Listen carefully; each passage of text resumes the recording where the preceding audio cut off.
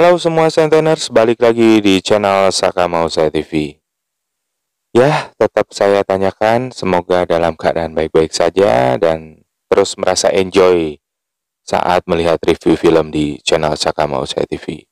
Dan kali ini kita akan mereview film tentang Polaroid tahun 2019. Adegan dimulai dengan dua gadis yang menemukan kamera dan memainkan kamera itu. Dan ternyata kamera itu bukan kamera biasa. Nah, judulnya sudah dilihat di sini, yaitu Polaroid. Nah, di sini adegan berlanjut ke tokoh utama kita yang bernama Beard, dan tokoh selanjutnya bernama Tyler yang menyukai Neneng Bird. Ini kayak nyebut nama burung ya, Bird.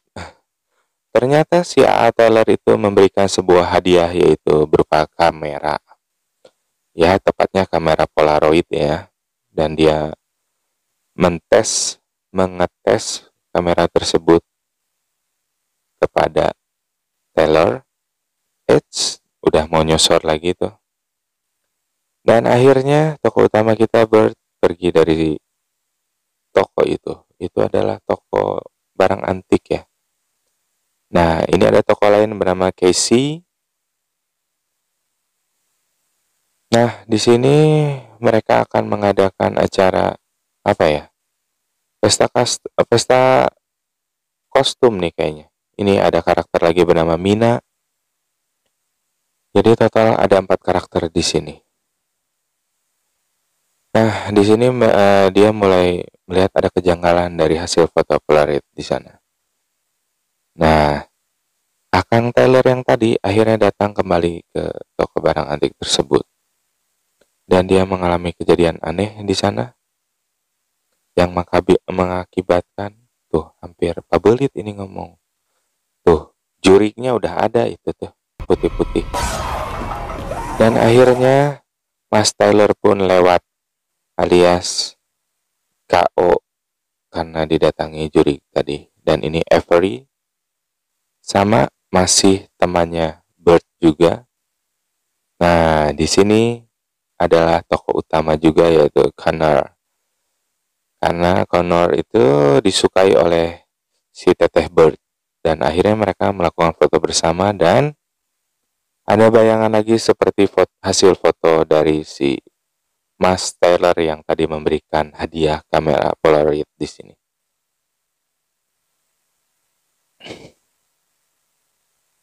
Di sini adegan berlanjut ke kejadian yang aneh-aneh terjadi di sini. Karena ada polisi yang datang untuk meminta keterangan kepada Bird dikarenakan kejadian pembunuhan di tempat kerja Bird, yaitu toko barang antik ya. Tadi Mas Taylor tadi yang telah dimakan oleh juriknya.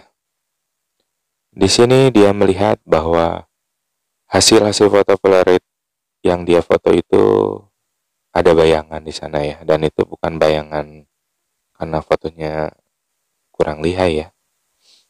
Nah, di sini teror pun berlanjut kepada temannya yang tadi, dan saya pun lupa namanya. Dia sama dihantui oleh si juri dari kamera tadi.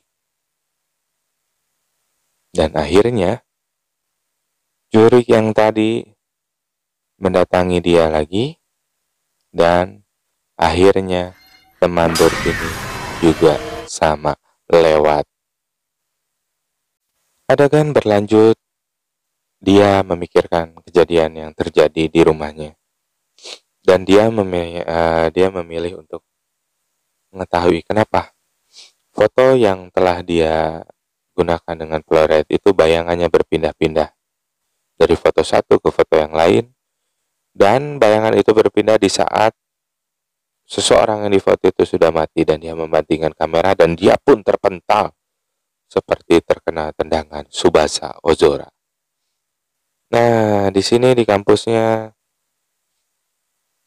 dia mencoba untuk menerangkan kepada teman-temannya yang difoto di pesta tersebut bahwa ada keanehan di kamera ini, dan membawa semua hasil foto-foto tersebut ke teman-temannya dan menunjukkan.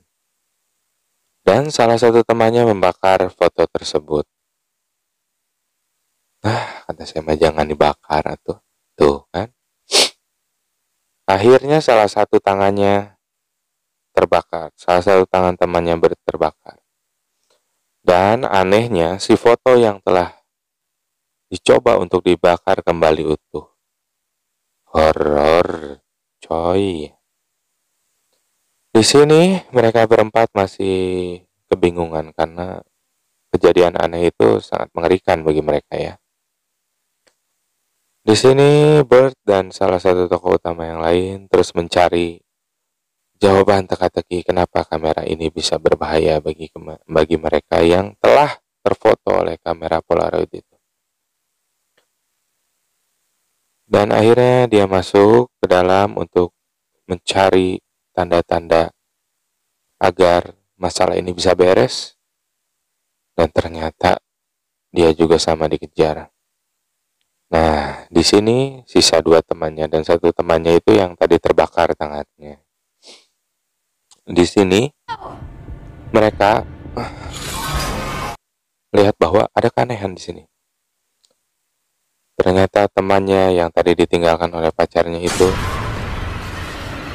alias mati atau lewat dengan gantung diri.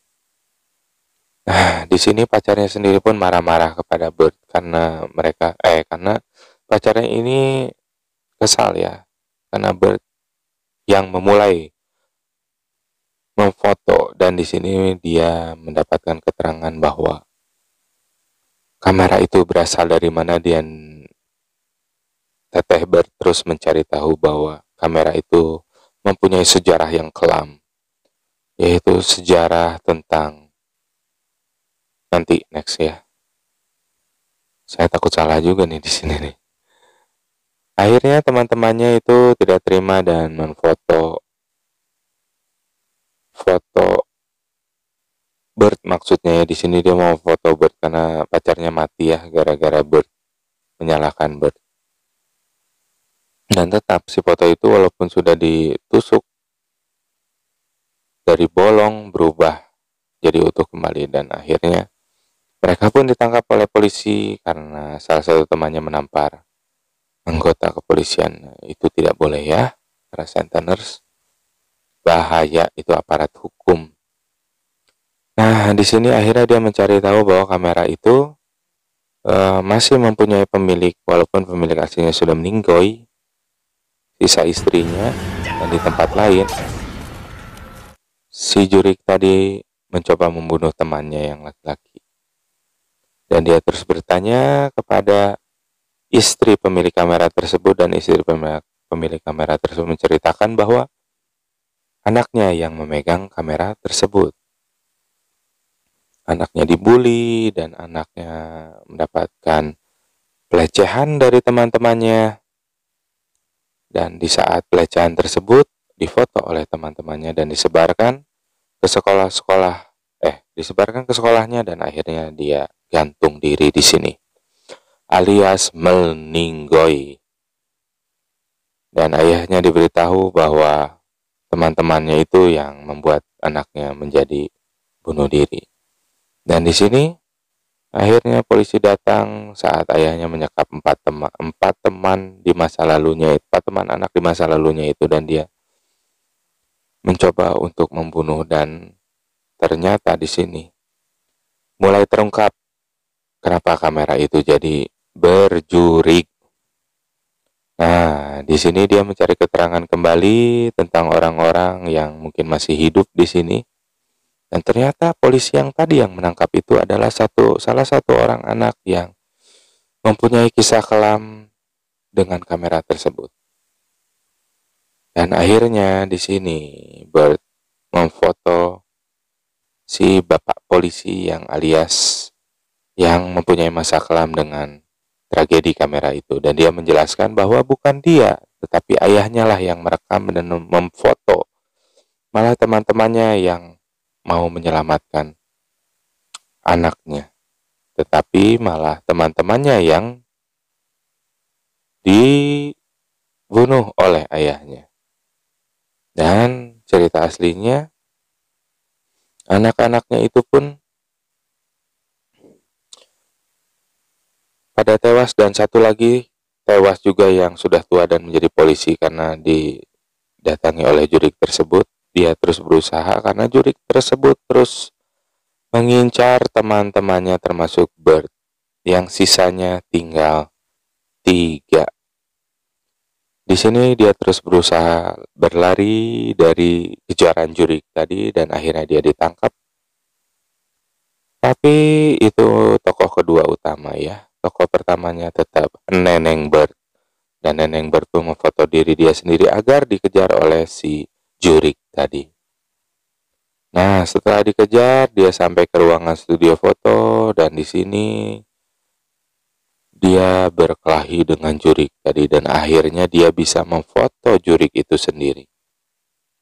Nah, cara mengatasinya dengan cara meremas foto jurik tadi, tetapi tangan si Teteh Bert juga ikut termas karena ada di dalam foto itu. Dan akhirnya jurik itu masih bisa bangun karena remasan kepada foto itu sudah tidak dilakukan dan akhirnya membakar foto itu agar jurik itu pun lenyap, hangus, indit, kaditu. Tapi resikonya tangan si Teteh Bert juga terbakar karena di foto itu juga ada tangan Teteh Bert ya. Dan akhirnya jurik pun musnah dan temannya tersisa 2 orang dari 5 orang, sisa 2 orang.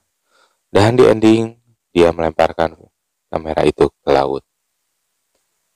Ya, sampai di sini saja review film tentang kamera Polaroid yang berjudul film Polaroid 2019. Filmnya masih baru. Oke, jangan lupa Santeners subscribe, like, and comment. Jangan lupa tombol loncengnya dihidupkan. Tetap jangan lupa makan pisang goreng dan teh hangatnya. Hatur nuhun.